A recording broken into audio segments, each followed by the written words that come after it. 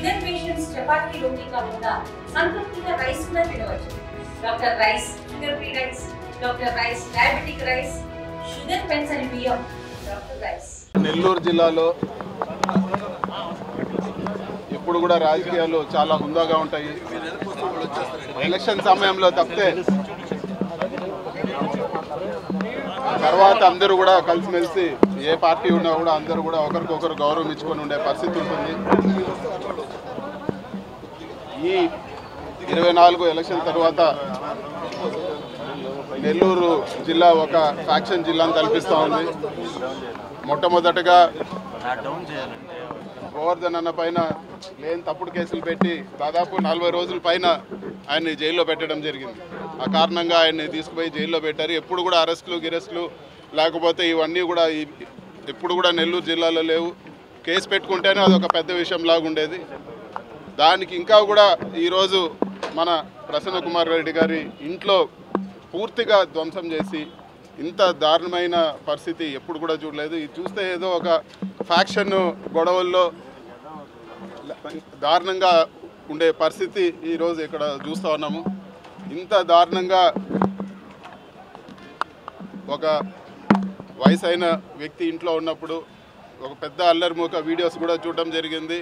పెద్ద అల్లరిమూక అంతా సుత్తులు మారణాయుధాలతో వచ్చి కారు అదేవిధంగా ఇల్లు మొత్తం కూడా ధ్వంసం చేశారు. వయసైన పెద్ద ఆవిడ ఉందని కూడా చూడకుండా ఆవిడ రూమ్లో ఉండే వస్తువులన్నీ కూడా ఆవిడ ఎదురుగానే ధ్వంసం చేశారు. ఎంతో పెద్ద నాయకురాలి భార్య ఆవిడ, జిల్లా అంతా కూడా ఎంతో గౌరవం ఇచ్చే నాయకురాలి భార్య ఆవిడ అంత పెద్ద ఆవిడ ఉందని కూడా చూడకుండా ఈరోజు ఇంత దారుణంగా చేయడము చాలా దారుణమైన విషయము. పోలీసులు వెంటనే ఎవరైతే ఈ దాడికి కారణం ఉన్నారో వాళ్ళందరిపైన తక్షణమే చర్యలు తీసుకోవాలని చెప్పి కూడా మేము కోరుతాను. ఇప్పటి వరకు కూడా కంప్లైంట్ ఇచ్చి ఇన్ని గంటలు గడుస్తున్నా కూడా ఎక్కడ కూడా ఒక అరెస్ట్ లేదు. అదేవిధంగా ఎక్కడ కూడా ఇప్పటి వరకు కేసు ముందుకు పోయే పరిస్థితి కూడా కనపడడం లేదు. పార్టీ ఈరోజు వైఎస్ఆర్ కాంగ్రెస్ పార్టీ ఈ విషయాన్ని సీరియస్గా తీసుకొని ప్రసన్న కుమార్ రెడ్డి గారికి అండగా ఈరోజు పార్టీ సీరియస్గా తీసుకుంటే పరిస్థితి ఉంటుందని చెప్పి కూడా నేను తెలియజేస్తున్నాను. లీగల్గా మాకు ఎన్ని ఆప్షన్స్ ఉన్నాయో అవన్నీ కూడా మేము యూజ్ చేసుకొని ఖచ్చితంగా న్యాయం జరిగే వరకు మేము పోరాటం చేస్తామని చెప్పి కూడా నేను తెలియజేస్తున్నాను.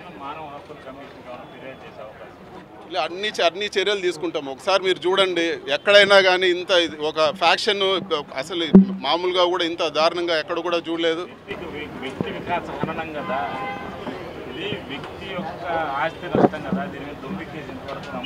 ఖచ్చితంగా అదే ఇప్పటి వరకు పోలీసులు కేసు కూడా నమోదు చేయలేదు. దీనిపైన మేము గట్టిగా చర్యలు తీసుకుంటామని చెప్పి కూడా నేను ఇచ్చేస్తాను. ఇండియా పాకిస్తాన్ తాజా అప్డేట్స్ కోసం డౌన్లోడ్ చేసుకోండి RTV లైవ్ యాప్.